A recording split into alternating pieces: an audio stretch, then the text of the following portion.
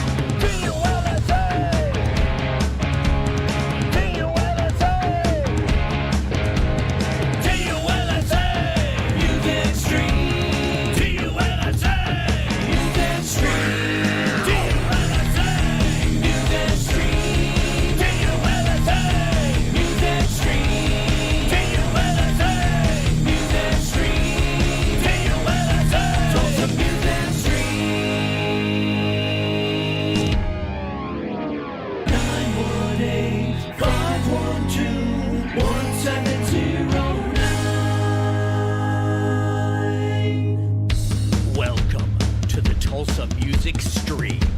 And now, your hosts, Scott, Jana, and Nine. You wanted the dirt on Tulsa. You got it.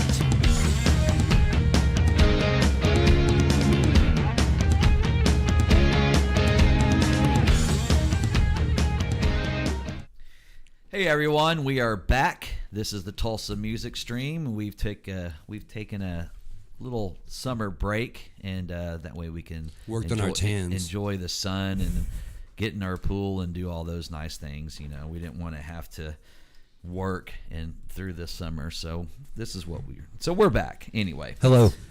This is episode 60. If you guys want to, you can of course, you know, subscribe to our YouTube channel or our Twitch channel, and we're also on Twitter and of course Facebook. We also just added stars now, so you can send us stars, and that way it kind of helps us out. You know, if in case we have to buy a new microphone for 9. Absolutely. Anyway, but it is episode 60. We have a great show. We're going to take a little stroll back in the 80s, Sunset Boulevard, and talk about some heavy rock and roll, about Mötley Crüe, LA Guns, and all that good stuff. Cool shit. My name's Scott Squires. I'm your host. This is Nine, and that's Jana. Good to meet you. We're really excited about tonight's guest. Nine actually discovered him. I didn't discover him. I was watching YouTube one day, and this guy's videos pop up. I'm like, oh, this sounds kind of cool, and I watched it. And he said, go check out my Instagram page, and I go to his Instagram page. I'm like, holy shit, these are cool pictures. Yeah, it's amazing stuff. We're here. It's amazing stuff. Mike Corcione. Am I saying your last name right? That's right. Correct. Okay, excellent. It's been butchered, but that was perfect. Nice. I'm so excited. You know what was funny? I was looking for videos on YouTube on how to say your last name properly. I found this other guy. It's not even you, but his name is Mike Corcione. And I heard that that's how he pronounces it. And I thought I'm just going to take a stab at it and hope it's right. And sure enough, it was. But I want to lay the groundwork for our time that we're going to spend with you. First of all, thank you so much for coming on with Tulsa Music Stream tonight. Your story's incredible. It's fascinating. I want to lay the groundwork before we say anything. I want everybody out there watching to go follow Mike at Instagram, and he is at 1985 Road Dog.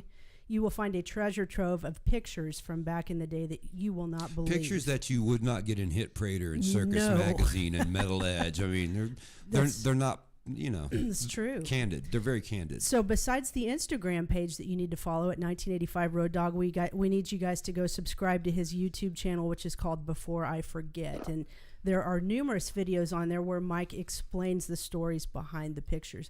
And Mike, tonight, my goal, at least my interaction with you, I want to kind of lead you down a few different paths and then just get the heck out of your way, because people are watching tonight to hear these amazing stories.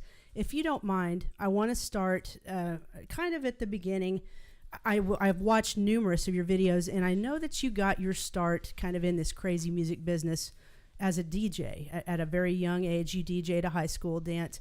Talk a little bit about those early years and how you got into this stuff. Well, I mean, I just grew up around music my whole life. So from the, my earliest memories are like, they're all related to music in some way. So I wanted to, I didn't know what I wanted to do, but I knew, in the 70s, the radio was so important, and DJs were everything. You followed DJs and their careers. It was a special thing. So that was kind of my inspiration, was that.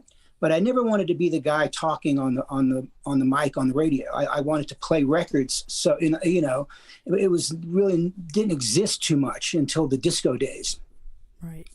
So in those days, that's when the DJ became a thing. So I got into that world at a very young age, as a late teenager, and that gave me entree as I worked in bigger and better and more important clubs. It gave me entree to record companies and record company people and how that worked. And, and then I was driven and focused and, really driven. And I just, followed the path, and it kind of, everything that I've ever done in my life in the music world started because I wanted to be a DJ. And that's really still what I love. Like I wish I was, there was somewhere to actually do it. I mean, DJs today are not what I was, Right. DJs today they're just hitting a program on a computer and, Absolutely. sitting on fireworks, you know what I mean? So it's just, that's how I started, and everything came from that, really. It's amazing. So is it true that, like, once you kind of, well, let me back up. Back in the day, please correct me if I'm wrong, but being in the role you were in, you had guys from record labels coming to you trying to get you to spin their artists' albums at various parties and events. Is that correct? Yeah. I mean, that's kind of, what it's all about. Well, back then, it was very important back then because, not every band or every act that got signed to a record label was, going to be a superstar. There were bands you had to work. So those bands, post-punk days, early new wave days, they were hitting all the clubs because the clubs were very powerful. I mean, you're talking clubs that held, 3,000 people.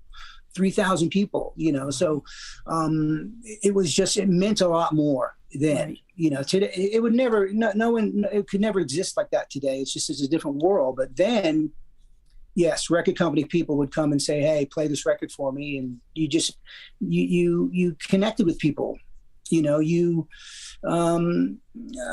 networked, and one thing led to another. And it was just, if you wanted it, you go out and get it, you could get it. That was the great thing about it, really. I mean, I was fortunate and I was lucky, but I was driven, man. Yeah. I was driven to just be in it. And, it led me down the path. It seems like you were in a good location too on the East Coast. It seems like a lot of guys came through wherever you were, working for you to hook up with all these people and these friends, eventually leading, you down the line. But yeah. So how old were you when you were DJing? How old were you when you started? I mean, I did a high school dance when I was 15, but the first club I ever worked at was like a real place. I was 17, and it seems kind of like, it's young, but it's not young. I mean, the drinking age is 18 then. So I was in that world of, I'd play records wherever, but you had to really want it. You couldn't, it meant so much to play in some of these rooms. You couldn't screw up. You couldn't be, not good. You wouldn't last. I don't care what connections you had or how hard you worked. You had to really cut it with the guys I learned from that were, playing the hot clubs that taught me, it was, you had to really be good and you had to really want it. And if you could work pretty much anywhere. But it was a different world, rival clubs, you could work for this guy, but not this guy. This guy was in a war with that guy. There's a lot of that going on, which probably still goes on in the nightclub bar world today. Right. It does. Actually, it does. So did your DJing, is that what kind of gave you the opportunity to, go to like record companies and start working for that? Yes, that I'd start meeting people. But at the same time I was DJing, in the very beginning, I was working for a record distributor. I lived in Nassau County, Long Island, which is western Nassau County, right at the Queens line. I lived close to Kennedy Airport. So there was, record distributors around in that area that dealt with import music. So stuff would fly in on the plane to Kennedy, and then they'd truck it to these distributors who would then sell it to American record stores, but it was all import music, mostly European, some Japanese stuff. So I was working there in the warehouse when I was, 18, 19 years old. So I was plugged in there at the same time, plus I was DJing, and I worked my way up through that record distributor. And that distributor eventually became Relativity and Combat Records. And, they eventually sold to Sony for millions of dollars. But I was working there in the warehouse when there was, 8, 9, 10 people working there and also DJing. So I had contacts through the import world, the early days, a new wave of British heavy metal and Maiden and Saxon and all that stuff. But I'm playing in clubs and I've got reps because yes, you were right. Location is important. We were not far from Manhattan. It was Long Island. So you get reps coming out there to work the DJ. And, if you've got 3,000 people in a room and the B-52s are playing, you want the DJ to play one of your songs. And if he's not, you want to know why. So that was those were the days when record companies had field reps by the dozens that were just out there. It was a massive machine. So yes, I networked with all these people and ended up, as a road manager in 1988. And as you say, location is important because in that time, it was New York or L.A. That was it. Pretty much the coast. Was LA, were the LA Guns? I know you were really good friends with Bruno Revel and the guys from that later became Danger. You talked about how you basically met him in high school and you guys roomed together and you had a real good relationship with him throughout this entire span of your career. But who were the LA Guns guys the first guys you kind of got introduced to, or was it like Eddie Ojeda from Twisted Sister? Right. Yeah, I mean the first I think bands I really met and hung out with, I want to say it was Iron Maiden. Wow. Oh my goodness. Of any kind of a real stature.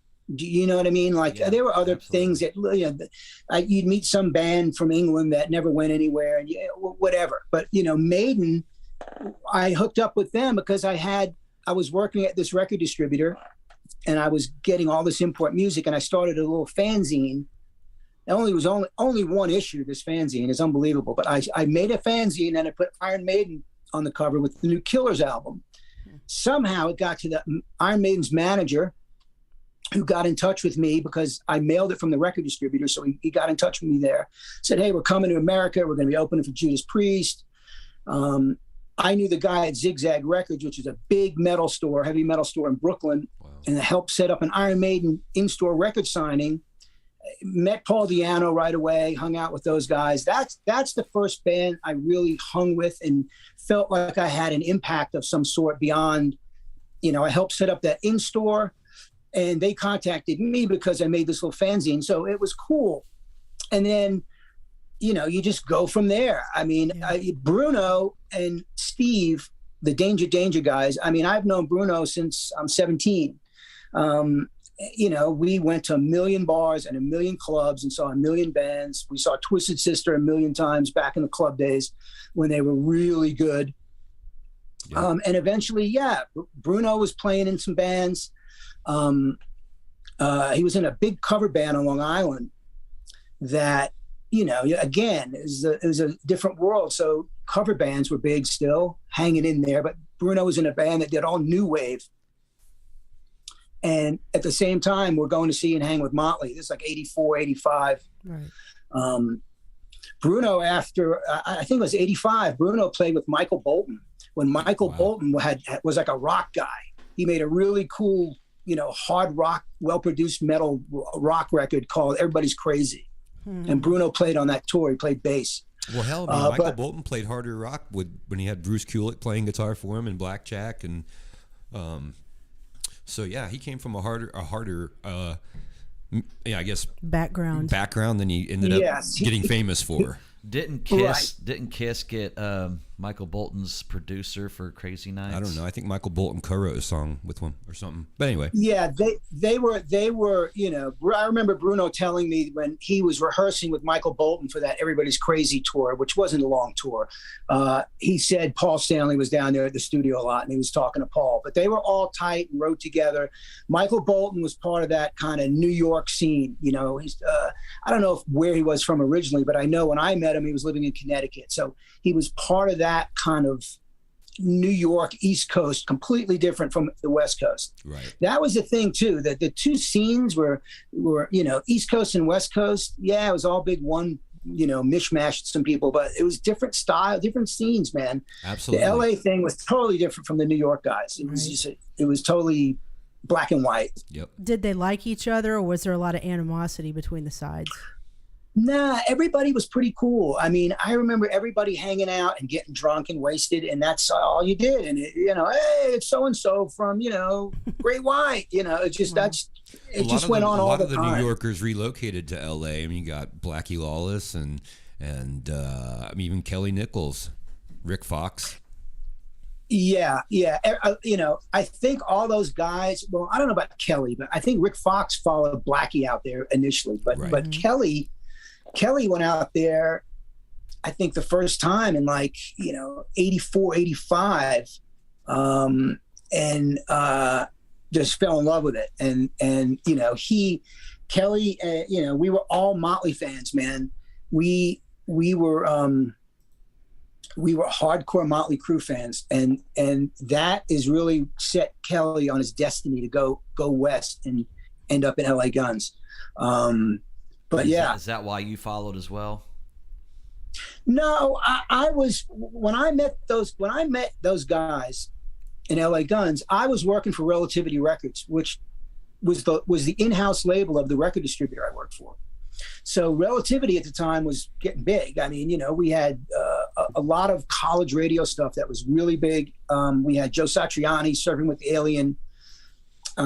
We had, you know, all the thrash stuff on Combat, Exodus, Possessed, Megadeth, Death. Oh yeah. You know, all that stuff. Yeah. Z-Trope, Agent Steel. They had all that stuff. So they were really getting big. And I was in New York working for this label as a director of promotions.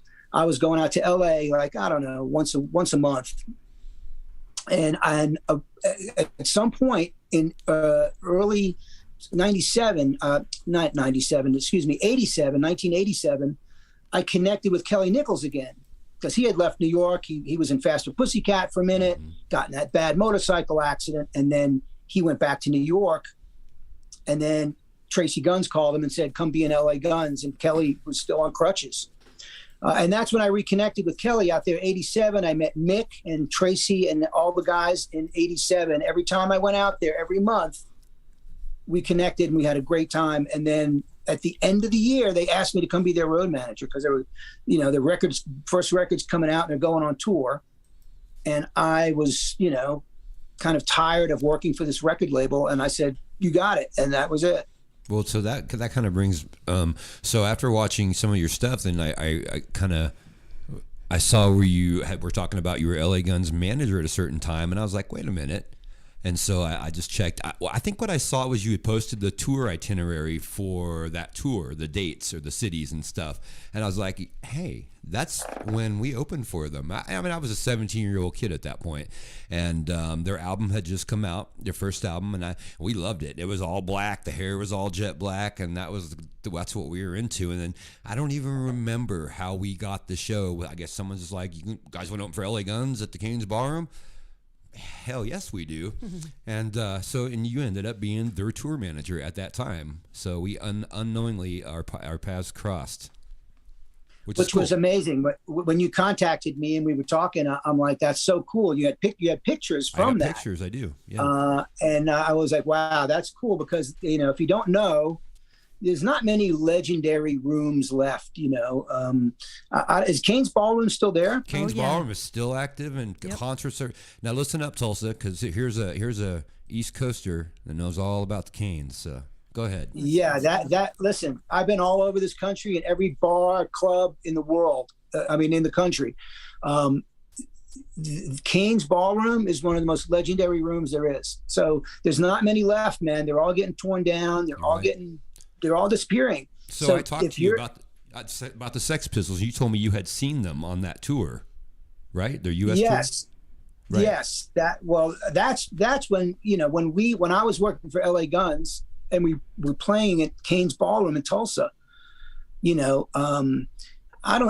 the guys didn't know the significance, and Kelly did, and Mick did, the significance of that room and that band and that tour. Because that was the first Sex Pistols tour in January of '78. I think it only lasted, 10 shows. 7 shows. 7 shows. It didn't last very long, but I was living in Georgia at the time. I was still in high school. I was 16, 17. My parents had divorced, and I lived in Georgia for like 4 years in my teen years. And I lived about 2 hours from Atlanta. And, it's a long story, but I have a YouTube post about it. But I got up there and saw the Sex Pistols in Atlanta on their first tour, the first show they played in America, because I was a huge fan of punk and the whole scene. Clash, Pistols, The Damned, the Ramones. I was buying records mail order from New York, sending, bills in the mail and stamps, and they'd mail you a record back. It was, again, driven, man. You had to be hungry because there was no social media to just pop on and go, oh, look, if you lived in Georgia and you had no way to get a Sex Pistols import 45 from Europe, you had to mail in money to a store in New York City who would mail you one back. These pictures, you look like the stunt double for Carlos Cavazo with all the Quiet Riot guys. So true. Yeah, I used to hear that all the time. It's funny. He was a nice guy. I wasn't really close with him or anything, but he was always a cool dude when I ran into him. He was nice. Most of the guys were nice back then, man. Nobody was a real dickhead. Everybody was cool. Everybody was cool. There's very few people were like, and they were usually lead singers, and they were usually off with a girl, and that's all they cared about. And leave me alone, you white guy over here. Right. That's kind of how they were. Yeah. But most of the guys were really cool. Looking at these pictures, just when I was young, and like he said, all the Hit Parader pictures, and I'd be like, man, God, I would love to go out there and do exactly what you're doing, and from you to go from New York and then to LA, the West Coast. What were some of the first guys that you kind of got to hang out with and then start kind of building your reputation with all of them? Well, the West Coast guys is probably Mötley, because I had a really good friend at Elektra Records. And, I worked at this import record distributor, but we also sold independent American stuff. So like an indie label. We sold the record distributor, it was called IRD, Important Record Distributors. They distributed Megaforce, Metallica's label. They distributed all the Metal Blade stuff. And they distributed, the Mötley Crüe, the independent Mötley Crüe on Leather Records we were trying to sell some. Believe it or not, it really wasn't doing well for us. It did well on the West Coast. But anyway, I had gotten that record when it came out. I was like, this is great. Love the first Mötley Crüe record. So then my friend says, hey, we signed, Elektra signing Mötley Crüe. I was like, wow, that's cool. They're good, blah, blah, blah. So I met him once real briefly at the record label one day. And that was it. And then a year or so later, they're coming around on the Shout the Devil tour, open for Ozzy. And my friend at Elektra, tickets, passes, just hooking me up. And we like to party, man. And Mötley Crüe were, I would say Mötley Crüe. When I say Mötley Crüe, from this point forward, I'm really talking about Nicky and Tommy, right. Because Vince you never saw. He was always with a girl, and he didn't want to hang out with us anyway. And Mick was an older guy and grabbed his bottle and went off on his own.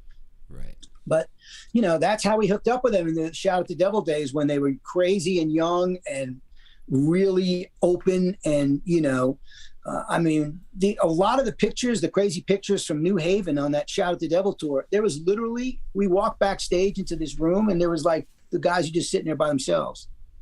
And they're like, and it pops off, man. They were, Tommy was like the party starter, and we like to party, and they like to party. So it just, and that's how we really connected with them. I'm sorry, go ahead. No, go ahead. Go ahead. I was just going to say, so just stop. you're great, man. Great stories. And watching some of your videos, I get the sense that you're kind of like us. You talk about, of course, you talk about Mötley in some of your videos. You talk about LA Guns, and there's kind of a similarity between the two bands. When they first start out, they have this really rough and raw, just tough, dangerous. That's the word I'm looking for. Imagery and just even the sound of the music. Then the record label gets a hold of them and kind of molds them into this, marketable thing that's going to reach more people. Is it safe to say that you enjoyed both LA Guns and Mötley before that happened, when they were just really rough and raw? And I guess it stands to reason that anytime a record label gets a hold of a band, they're looking at dollar signs, and I think that probably happened with both bands. But you really relished the early days of both of those bands, correct?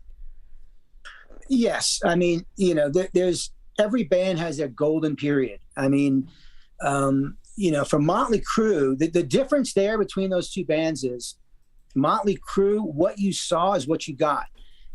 All those crazy pictures in Hit Parader and all that stuff. Those guys were nuts, man. Like right. That, they were not faking it. They were like a gang first and a band second. Because I saw them a bunch of times, man. Shout at the Devil, Theater of Pain, and they never really sounded great. You know what I mean? I'm not saying they were terrible, but you go see the Scorpions and be like, whoa. Right. You know what I mean? So, Mötley were the real deal with that rock and roll. Let's just go nuts. We don't care. Arrest us. We'll fight you. They were nuts. Right. Whereas LA Guns were not like that. Mick is a very, very intelligent guy. Mick is the guy that really found the manager initially, got them organized. Mick was very important to the You're talking about beginning. Mick Cripps, just for everybody. Mick Cripps, Not very Mars. important guy in the band. Tracy, is the guitar hero, but Tracy wasn't as a partier. Tracy, back in those days, 88, 89, Tracy didn't drink, smoke weed, didn't do anything. He was straight as an arrow. Wow.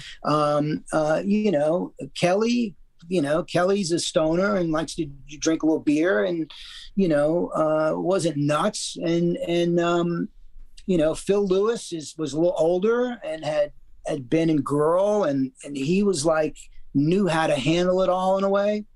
And Steve Riley was the older guy too, that had been in Wasp and signed how many record deals he had been in. Steve was the seasoned guy.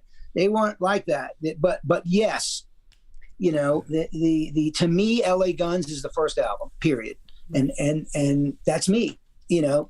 Cocked and Loaded, I'm not discounting it as a bad record. It went gold. They had a single with Ballad of Jane and all that stuff. That's not LA Guns. That's not what LA Guns is supposed to sound like to me, because I saw them in the Raw days, that album, that first album, that's not Steve Riley. A lot of people know that if you're an LA Guns fan. It's Nicky Beat. Nicky Beat's more of a punk rock guy. So they changed after that. They had a new manager from the first album to the second album. They got a new manager that was much more of a record industry guy. Right. And they started writing with people and singing vocals they could never reproduce live. Right. It became that because the manager they signed with, that's all he knows how to do.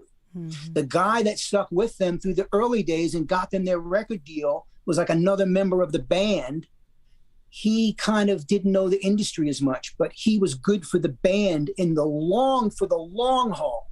From album 1 to album 2, they tried to just shift from first to fourth gear, like, Right. To me, it was successful, but it wasn't, I think they lost people along the way, and they lost direction.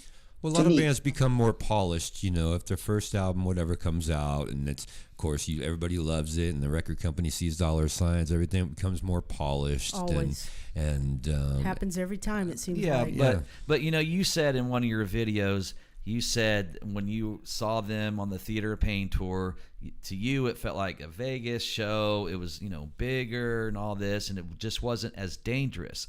But then in the next few sentences, when you went to go meet Nicky in his elevator, or you went up in the elevator and met Nicky in his hotel room, you said it was darker. He was in a dark room. He was probably on smack or something. And so in the same breath, you're saying Shout the Devil was more dangerous, but they were doing less drugs. But then Theater of Pain looks less dangerous, but they were actually they more could dangerous. afford better drugs. They were more dangerous. Well, what happened was, to me, again, from my point of view, this isn't gospel or anything. It's just my point of view. When I say it was more dangerous, there was no heroin involved, and they were coked up and drunk and would do anything, like just crazy people, like it was manic. It was a manic energy, very manic, the energy. By Theater of Pain, again, and I thought about this after the fact of making that video, that, Vince had been in the accident with Razzle. Yep. There was a disconnect there. Tommy was in chasing Heather Locklear. Nicky was doing smack, and he was more dangerous, Nicky, I rather than the band. But Nicky you could, I've been around a lot of druggy people, and that energy of that kind of a down heroin druggy vibe is just, you can just sense it. It just doesn't feel good to me. I'm sensitive to that, and then, but Tommy would, snort a pile of blow, but be like, dude, let's party, So it was that, but the show itself was more, look, it's you look at the Theater of Pain set, and it was, looked like Mad Max. It was very spikes and dangerous, and everything was red lights and, smoke. And Theater of Pain was like pink and it was like a different shift. Now, I'm not saying that was a bad move. I thought it was, but you're right. It's the next move. But the show itself was like, all that, like that became, and again, I'm not knocking this. It's a natural progression for a band like Mötley Crüe to go through this stuff where the drum solo gets crazier. And, it's just like, for me, yes, God bless. It's like you go on your way and make money and be successful, but like, I can't follow you much longer. For me, right. You know what I mean? It's like, I had good times with that whole scene, but it was like, by the time you got to, what was after that? Girls. Yeah. I was, in record company world and working, flying all over and working radio stations, and, and that's when I met the LA Guns guys. So that's a great segue into my question for you. I want to shift back to focusing on you for a minute here and your story instead of hearing about the other guys that you supported. We know by watching your videos, you were out there with the LA Guns guys as the road manager for 10 months. And then you've made comments that by the end of that you were cracking up, basically at your wit's end. You were maybe getting 3 hours of sleep a night. Have you ever contemplated how many years you may have shaved off of your life doing those 10 months with those guys out on the road? I've never contemplated that because, I feel real good. Like, good. It's about, look, the reason I'm able to step back and tell stories like this and be very detail oriented. Well, A, I kept a journal, but B, my intention was never to be a guy on the road for 20 years slogging road cases. Right. That was never my intention, was to do it long term. I did it with those guys because they asked me, number one. Number two, we had gotten really tight. I know Kelly since 1983. Mm-hmm. So, so we had gotten really tight and it was just fun and we all got along and I needed a change. And the manager at the time who got them their record deal and helped them, immensely. Without him, there'd be no LA Guns. His name is Alan Jones. I had been working at Relativity, so I was plugged into the whole network of radio guys, independent radio promoters, trade sheets, charts. I was plugged into that world because that was what I had been doing for the last year. And they kind of needed that help. So when you'd roll into a town, I had people I could call and go, hey, we're doing an in-store at the record bar, and somebody would know somebody here, and the Polygram rep would get in touch with that guy, and all of a sudden there's an extra 200 kids there or something. Like all that kind of stuff was going on. So I could help them in that aspect, but I didn't want to be a guy for 20 years on the road. I mean, your brain becomes mush. You can't tell a story. You can't even speak. Right. So, You're a babysitter too. Oh, yeah, time. I mean, those guys were. It was very stressful because, you had three guys that had never been on the road before. You had Phil Lewis, who toured with Girl. I think they went to Japan and they toured Europe, but it's not like touring America, man. Right. And then Steve Riley, who's the seasoned guy, had been around the block. So there was a lot of, if I told those guys, look, there's no hotels tonight, you're sleeping on the bus, or you're going to sleep on the bus for 3 days, they'd be like, okay. But Steve would not have that. So Steve was like, no, we need hotels. So there was a lot of that kind of, I'm not saying that was exactly what happened, but that was an example of something. Steve was used to being a little bit more, staying in decent hotels and stuff. Right. And there's a lot of tension that way. But the management also, great guys, Alan, but, didn't really have it together financially. Money was, you run short of money on the road, there's no Venmo, in 1988, right. You're going to Western Union in the bad part of town and trying to get, a couple grand to keep things rolling. So what did you go do after you got off the road with them? When I got off the road with them, honestly, for the first 3 or 4 months, I just stayed home. I went to my dad's house and just collapsed and just stayed there. Yeah. And then I started thinking about what I wanted to do. And I'm a DJ at heart. So I had been to, some clubs out in LA, the Cat House and stuff. And no one in New York was doing like a rock dance thing where you play rock music, but people would dance, mostly girls. Mm-hmm. So I went to a club in Long Island that I had known, and they had a successful club, and they had an open Wednesday night. And I said, let's do a night. And I became a rock DJ there playing rock music, and it got really successful. And then another guy that owned and worked at a club in Queens came to me and said, hey, we like what you're doing. Let's do a night. So then we started a night called Raw, R-A-W, on Fridays. Again, super successful. No bands, just me DJing. And then that guy from Raw was promoting at Limelight, and he got me into Rock and Roll Church on Sundays. I worked there for like 7 years playing rock music.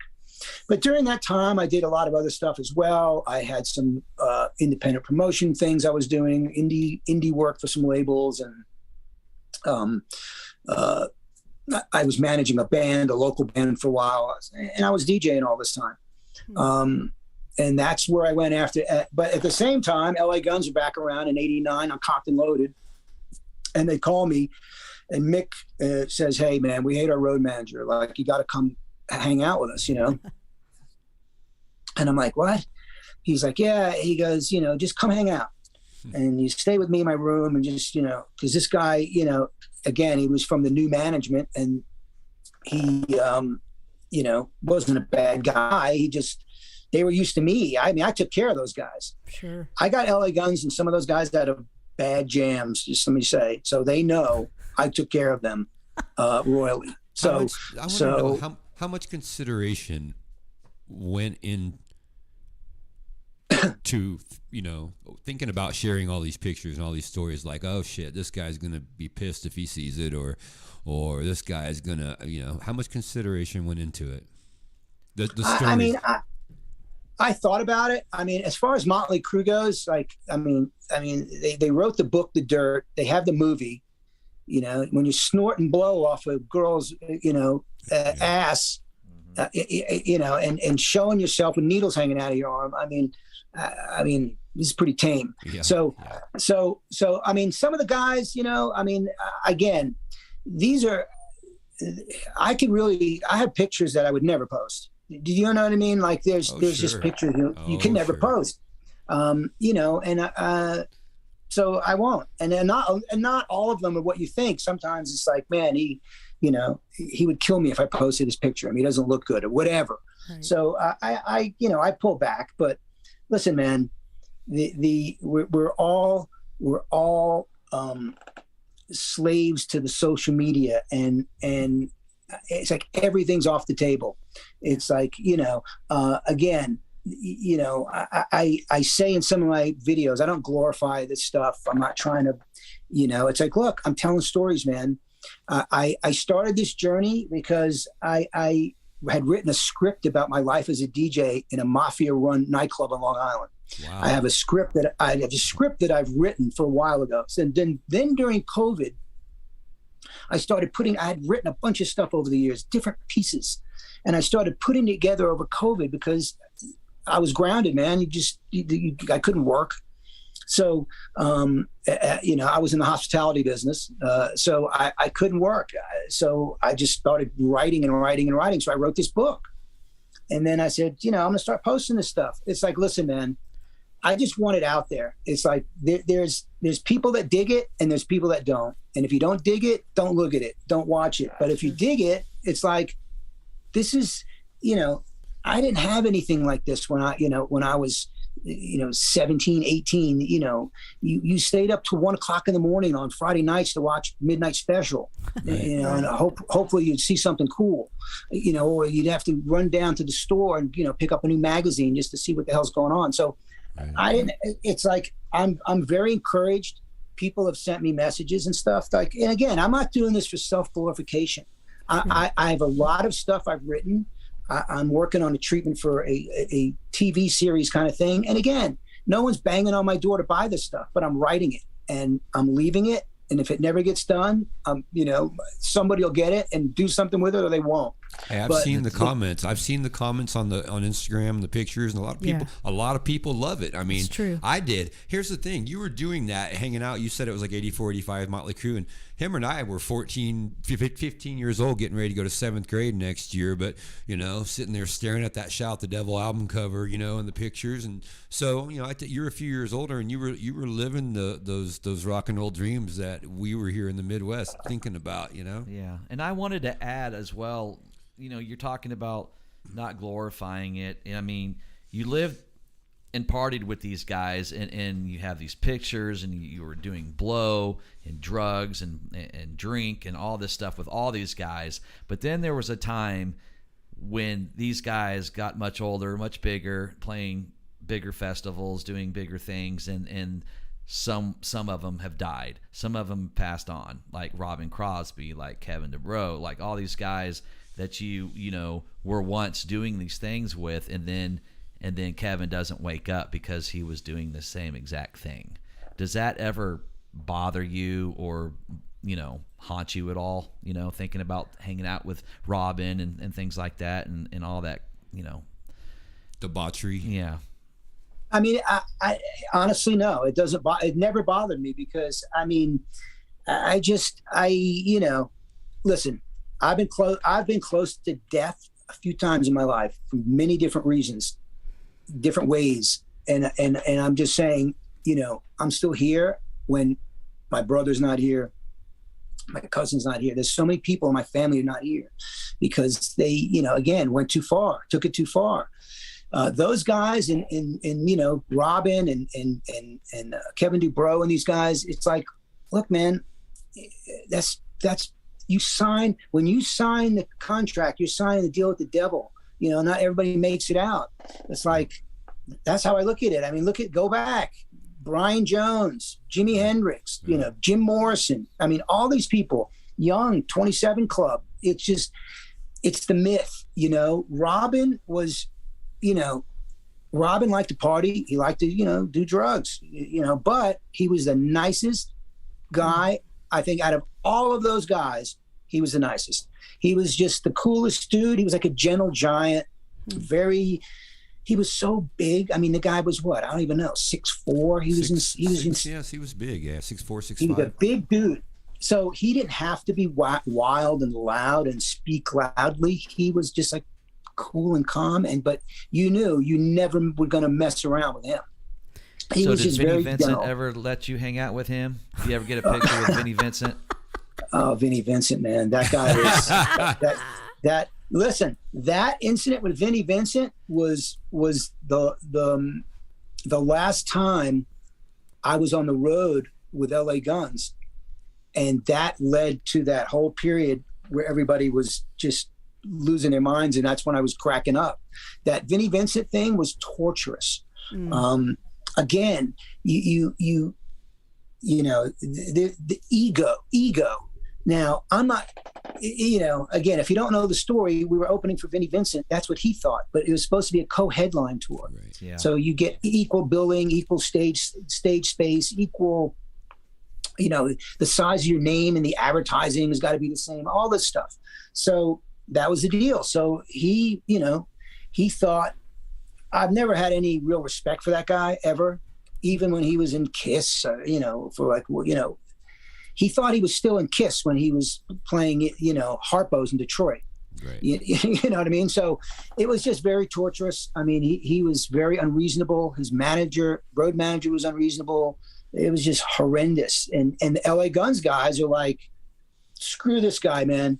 You know, we opened for AC/DC, we opened for Iron Maiden, we opened for this band. We play our own headline gigs in big clubs and making money, blah, blah, blah. You know, they didn't want to do it. But for some reason, that tour was supposed to be 2 months. It was like, we need to do this because, you know, there's nothing else, or whatever it was. You have to keep playing, because if you don't, there's no money, and then you can't pay any bills. Right. So we did that, and it was just like from the first second, it was just terrible. It was just ego like you wouldn't believe. It's just like I don't know, man. Listen, So there was a fight that happened between the road crew of Vinnie Vincent and the guys in LA Guns, Kelly Nichols and Mick Cripps. And had you intervened before that blew up, and say you went and handled it and took care of it and talked to the Vinnie Vincent Invasion guys, management, and you got the LA Guns guys to cool their jets, would have that prolonged, say we play a what if, would have that prolonged your duration with LA Guns? That's a very good question. Probably, but there was no way that tour was going to continue. There was just no way. I mean,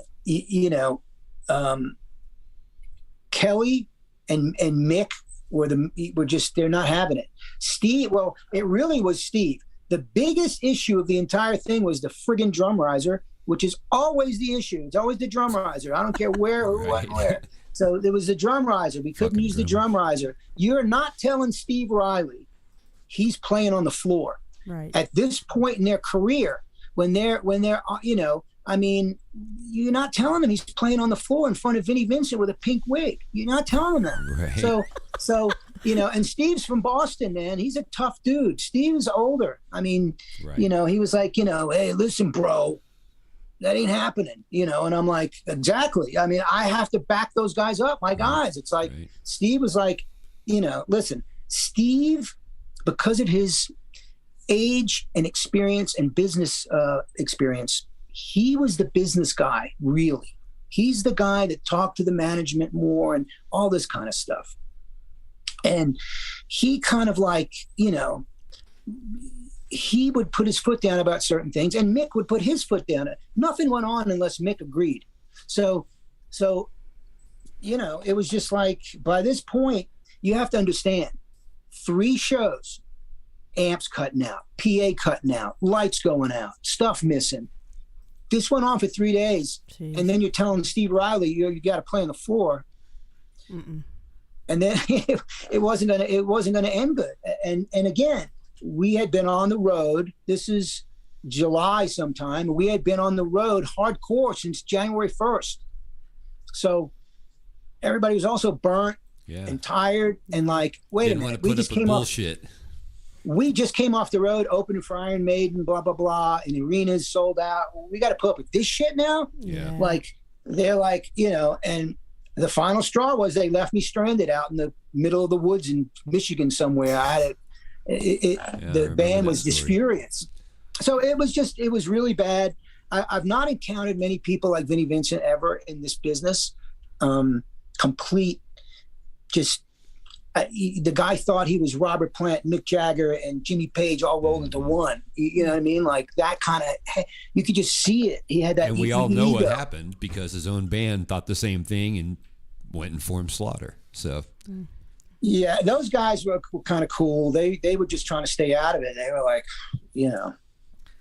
But it was the Vinnie Vincent invasion. So. I'm sure you still keep up with the Mötley Crüe guys, you know, knowing that you were buds with those guys in the early days, especially, you know, them coming up with the Shout the Devil era. And now they're on the stadium tour with Poison and Def Leppard and Joan Jett. I don't know if you've gotten to see that show yet. I just recently came back from the Arlington show. But what is that? I don't know. Does that make your heart warm knowing that these guys are still out doing their thing and you kind of grew up with them? Yeah, I mean, listen, you know, it's just my favorite saying is, you know, rock and roll is dead, long live rock and roll. So it's you know, it's great to have shows like that. I think it's good for the kids to go see it. I'm glad there's some young people going to see it, and it's not just like, you know, 60-year-old people. Like, you know, I'm glad to see some youth out there going to see it. I mean, for me, I had no interest in going to see it. I can't go to I'm spoiled. I can't go to shows unless I'm like, I got a hookup. I just can't do it. You know what I mean? I have a friend that works the Rolling Stones, which is like my last really good hookup, and I get treated like gold going to see the Stones. So nice. I'm like, okay, you know, but there was a point where I spent a lot of money going to see the Rolling Stones over the years, a lot of money. I just bought a lot of tickets. I mean, Stones are my band. So, you know, I think it's good. I think any rock bands it's good. I mean, I have my own opinions about the way the bands are presenting the whole thing, but that's just my opinion. God bless, rock on, and you know, clearly keep it going. Tommy Lee still acts like he did in 1983 and 84, except he does it on social media now. Yeah. He lets it all hang out. You know, Tommy, you know, again, Tommy was, do you have I think, pick, Jana? No, I don't. Go ahead, Mike. We don't have that pick. Oh, yeah, the schlong pick, I call it. The dick pick. Oops. Tommy was always the most adventurous one musically in that band. So I mean, in Theater of Pain, pop into his hotel room, he's playing the Gap Band, Burn Rubber on Me, which if you don't know that song, listen to it. It's a hard funk dance song. And he was like, dude, the funk, you know, and I'm like, I understood because I was a DJ and I played a lot of that music. So, you know, he was always more like, what's next kind of thing. I mean, he really got into the hip hoppy thing because that's what, you know, that's what sells. That's what's big. That's what the youth are all about is, you know, hip hop and pop, hip hop, whatever you want to call it. I don't know. But that's what he was, you know, eventually led into. And now the whole Machine Gun Kelly and all that. I mean, you know, look, I'm older, man. It's not my generation, but I'm glad that there's rock bands out there playing. You should go see as many of them as you can. You know, I know it's tough. Do you like any new bands? Do you have any new bands that you like? Rock bands? Not really, man. Me neither, buddy. I do. I have one. Who? And I like Ghost. You know, I like Ghost when they first came out. I like Ghost like in the beginning, and then I kind of like, because that's just me, I get bored with stuff. But I did Ghost. I thought Ghosts were very unique, and they had a really good sound. Their whole thing was good. I like Ghost. But I don't, you know, the last show I went to see was Kraftwerk, if you know who they are. Oh, of course, yeah. I went to see Kraftwerk, and, you know, it's just not the same. Wow. Hey, do you have time for a viewer question? We've got a viewer question in here. Yeah, got a yeah. couple I'm things I good to wanna go, read. man. Okay. Yeah, Scott, you want to go ahead and read it? Or? Yeah. So Travis Arnold in the chat room. We have people who are watching the whole interview and chiming in as we talk. Travis Arnold, he was also a musician. He's out in Florida. He says, my buddy Richard Bateman, rest in peace, here in Florida, played in Agent Still and Nasty Savage. And goes on to say, back in the day, Agent Still had a larger draw than Iron Maiden, believe it or not, and Richard was a badass bassist. I was with Tracy when I met my first wife, and he was straight-laced, and we were at FM station Filthy McNasty's. Do you see the part where he's actually asking Mike a question? Yeah, where's the question? He's got a question for Mike. I can scroll back and find it. But Teresa, do you also have a written down question from a viewer, or did you give it to him? Scott answered it. Oh, Scott answered Forget it. about it. Okay. Well, never mind. Well, his Oh, here's question his was, question. was Mike at the Roxy, the Night Warrant? The Night Warrant, King's X, Pretty Boy Floyd, and Young Guns, a.k.a. Wild Side, got signed. Do you remember being at the Roxy that night? No, in Florida? No. Or the Roxy in LA? Yeah. No. When I was in LA in that scene, I didn't really venture out too much anywhere with any other bands. I hung with LA Guns, and they crossed paths with the Guns N' Roses guys, a little bit, and that was really it. Like I didn't. LA Guns were determined and focused not to be a part of that whole Glam. Warrant, thing. Poison, Warrant, and all that stuff. They were more leaning toward being like a Mötley Crüe in a way, or more harder edged, like you had said before. So I didn't really, very few of those bands we crossed paths with. I did, Kelly was friendly with Bret Michaels, so you'd see him around and stuff. But there's enough going on with LA Guns. You didn't have to go anywhere. It's like it all came to you. You know what I mean? Right. You just, Well, let me ask you this. So Bruno Ravel is your real good buddy from way back in the day. And his band Danger Danger, they kind of started getting big as this whole genre was kind of drawing to its end, and here came grunge. Were you in any way involved with any of the Danger Danger activities, or were you just a friend at that point?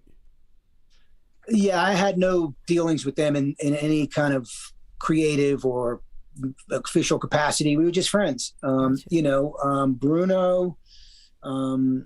Bruno and Steve were and are songwriters. I mean, they liked bands and they liked playing in bands and everything, but they wanted to write pop rock songs. That's what they wanted to do. Just different, I mean, Bruno's, he's classically trained, I believe. I mean, Bruno's dad played in the New York Philharmonic. So Bruno's got a good ear. He produces stuff now.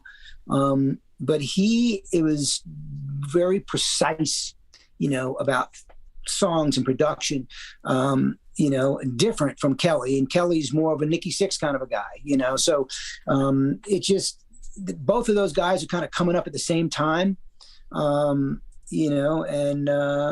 you'd cross paths, but it was just in a friendly sense. I mean, Danger, whatever they were doing, I was doing something else. And it's like, just never worked out. Gotcha. I wanted to say before I forget, I get it. yeah, That was I wanted funny. to say, out of those 7 Sex Pistol shows, Kane's Ballroom is the only venue that is still open out of all those 7 places they played. Wow. Yeah. Trivia. Yeah. Interesting. If you're listening to this, man, I was at that show, and I got up. That was my first time I ever stage dove. Where? At the Kane's Ballroom, LA Guns, and Tracy Guns ran across the stage and booted me right in my ass, and I fell onto the floor, and my friends didn't even catch me. So that was my first experience Yeah. At the Canes? at the Kane's Ballroom, LA All Guns. right. My first experience at Kane's Ballroom was Armored Saint, Metallica, and Wasp. Yeah. that's a powerful show. Remember Yeah, that? it Do you is. remember that tour? Because I know they played New York. Yeah. It was like they it was played- 85. Yeah, they played 3 nights at Lemoore in Right. Brooklyn. Yeah. The Wasp, Metallica, Wasp, and Armored Saint. And I saw 2 of the 3 shows, and I thought I didn't like Metallica at the time because, I was not into the whole thrash thing. It was just more about, I don't know, tearing people down. Like if you weren't like them, you know, the whole poser thing and all that crap. It was just like, it was such a load of crap. Yeah. So I wasn't a Metallica fan, but again, you know, I recognized that they were big and getting bigger. You know what I mean? It just wasn't my scene. Wasp, to me, they were the middle slot, you know, and again, this is Lemoore in Brooklyn in 1985. So the last band, Metallica, I want to say they had to go on. It was definitely after midnight, you know, 12:30. So Wasp played in the middle, and man, seeing Wasp at Lemoore was like, for me, seeing Kiss in 75. It was just like, wow, yeah. It was insane. It was so good, and they were so tight, and it was so loud. And that's where I met Steve Riley for the first time, is at that show. Oh, sweet. No, actually, I met him the day before, because they did an in-store record signing. But that was Wasp in 84, 85 were just untouchable, man. Hey, so the shitty part for me about that show, so I go and Armored Saint comes on. I liked Armored Saint. I wasn't there for Metallica either. I was there for Wasp and Armored Saint. And then after Armored Saint, the announcer comes out and he says, due to an illness in the band, Wasp will not be performing tonight. Oh, terrible. What? So I didn't get to see Wasp that time. I did see him later, but I was bummed, man. But I did get to see Cliff Burton like about 8-9 months before he died. So that was, I guess that's kind of cool. It's cool. And I got one more question. Yeah, go for it. Yeah. Anyone back then that you didn't work with but would have loved to? Who I didn't work with but would have loved to? That's a good question. Hard to say, man. You know, I would have to say maybe or anybody like that. Guns N' Roses, man. Guns N' Roses. There you go. Yeah. Guns N' Roses were the real deal. I mean, the first time I ever saw LA Guns at the Troubadour, Axl Rose jumped up on stage and sang a song with them. Oh, cool. And so I said, and don't take this the wrong way, what I'm telling you. So I sat through LA Guns set. I loved it, and it was great. It was the first time I've ever seen the band. But I've been friends with them now for, you know, a couple months. Axl jumps up on stage and sings one song with the band. I'm like, oh, just different. You could tell right away that this guy's going to go. He's going there. You know, so they were the real deal. 87, 88, 89, 90. And then, you know, Axl started losing his mind and everything kind of went sour. But those early Guns N' Roses days, opening for Aerosmith and that kind of stuff, those were special. They were special gigs. But Mike, can you imagine trying to take care of those guys? If LA Guns was tough, can you imagine what Guns N' Roses? Not just those guys. Through? Just try Axl alone. Yeah, no kidding. Yeah. I mean, I got friendly with, not friendly, but, you know, because we were at war at times with their road manager, Dougie Goldstein, who became their manager after Alan Niven was let go. Dougie Goldstein, you know, I don't know how he did it either. I mean, but you know, Axl, I never had a problem with Axl, man. I've had some long conversations with him, you know, a couple times back in those days. We'd have talks, and like I could understand him. We got along really well on a you know, cerebral level. You know, we would just talk. The other guys were Slash and Duff mainly were the guys that would just, and Adler were the guys that would get all, you know, fucked up all the time. Right. You know, Izzy was in control of himself for the most part, realized what was going on and got himself out of there. Yeah, he got tired of that you shit. know? Yeah, but it would have been rough. It would have been tough because there was a lot more focus on the band. They were bigger. They were selling more records. They were huge on the radio. LA Guns was never huge on the radio, ever. Ballad of Jane was a small top 40 hit. Right. Guns N' Roses were, you know, I don't know if they ever had a number one, but they were top 10, you know, Sweet Child of Mine and November Rain and I mean, so they were just bigger. They were. Do you have any contact with any of these guys we've talked about any longer? No.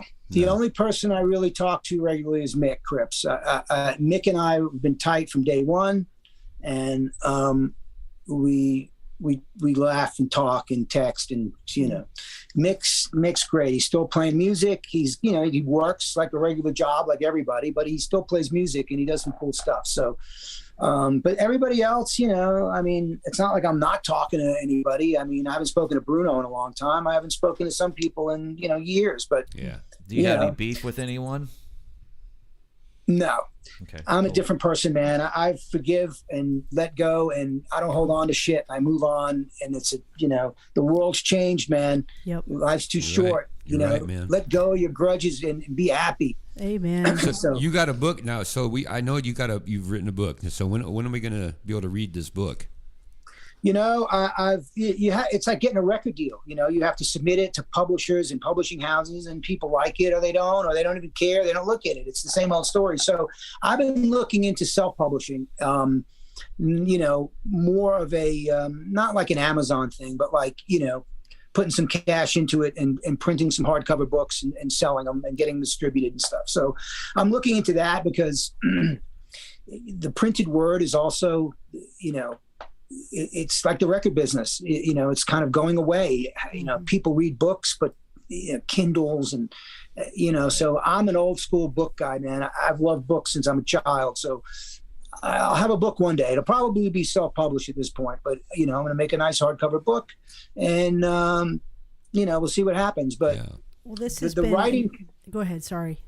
No, I'm saying that the writing continues. I'm always writing new stuff and putting things down on paper. Well, we are definitely going to continue to follow you. You've given us a full hour. Thank you so much. What a fascinating life you've lived. And we just want to remind everybody, please follow Mike at Instagram. You can find him there at 1985 Road Dog. He's got such great pictures there.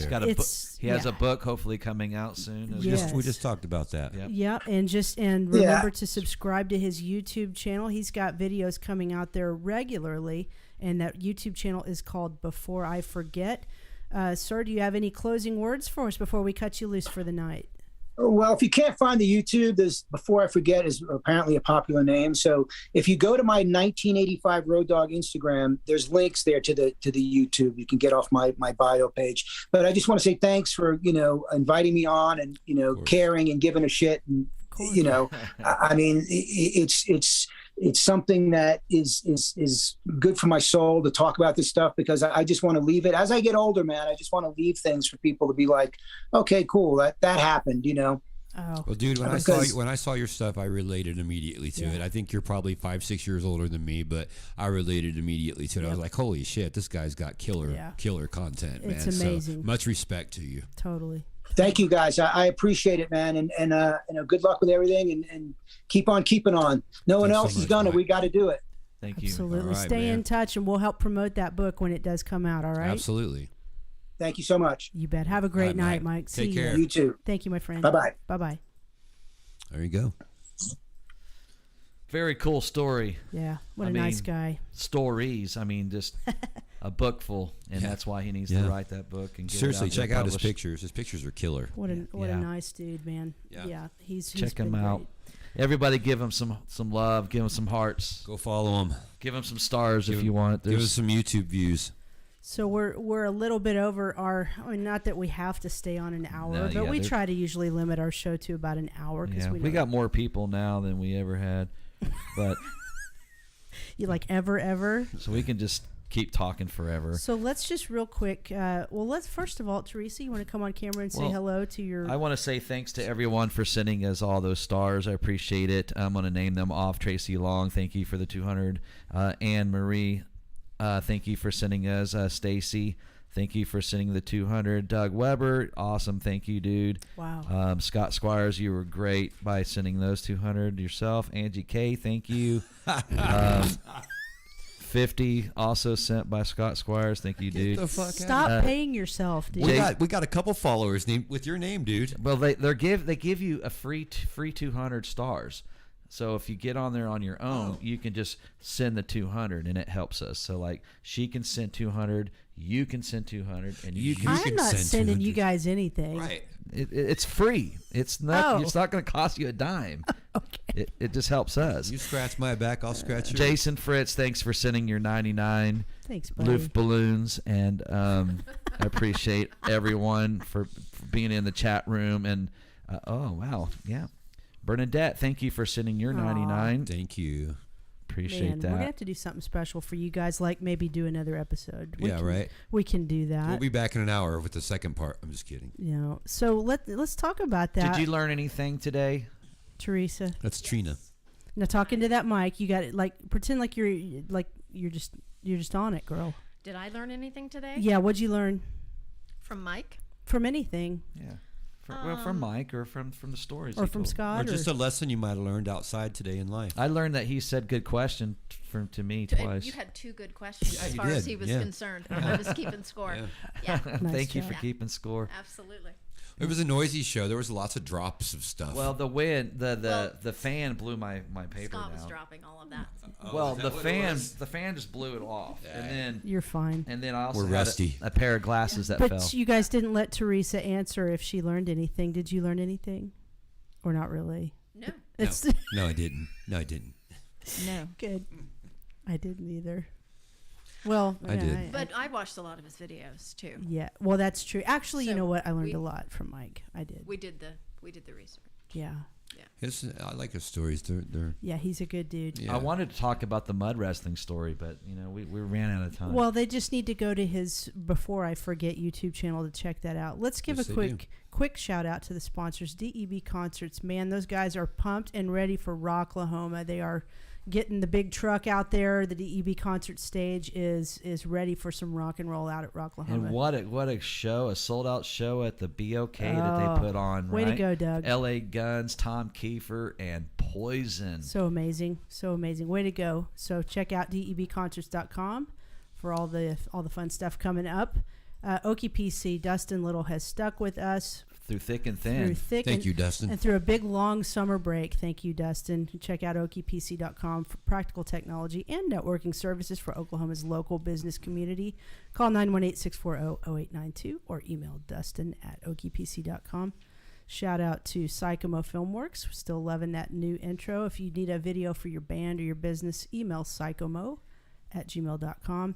Adam Richmond, how about this guy? He is now the official podcast of Rocklahoma, rightly deserved. Congratulations. Good job, Adam. Surviving Rocklahoma. Identity merch. Hey, guys, it's going to be getting chilly pretty soon. Why don't you go to our Facebook page, Tulsa Music Stream. There's a link at the top. It's the top post. We have it pinned to the top. You can get yourself a hoodie. Or some mittens. Or this nice long sleeve t-shirt here for the upcoming cooler months. Or if you're just hot-blooded and hot-natured, just get a short sleeve, whatever you need to do. Thanks again to GregShipman.com for helping us get our start when we first kicked this thing off. We appreciate all you guys did up front to get things rolling. Let's talk real quick. Upcoming shows. Thursday, September 8th. That's in a couple weeks from now. Troy Laquetta from Tesla. That's going to be awesome. Dustin Little helped us with that one. We're going to talk to Troy about what he has going on. And then October 6th is a ways out there, but Anthony Corder from Tora Tora will be on. And we're with trying us. to talk to the Papa Liliac and to get the Liliac guys on, but we're just not. I thought you were going to say Papa Emeritus. No, not yet. Yeah, we're working on Liliac, but we haven't connected yet as far as a time that works for both Well, we got sides. a 4:00 time, and it's not. I'm at work. Oh, jeez. He's going to interview himself? I have to. No, it's going to be the Liliac kids on Zoom. The kids. Well, All right. They're young adults, Scott. It's I don't okay. know about the keyboard player. He's pretty young. to Well, me. you're right. You're right. Bass player's Could kind be of an young. after-school special. Right. But we're trying Yes. to connect with them and make that work. So we're working hard to bring you these fun shows that are fun to do and hopefully fun to watch.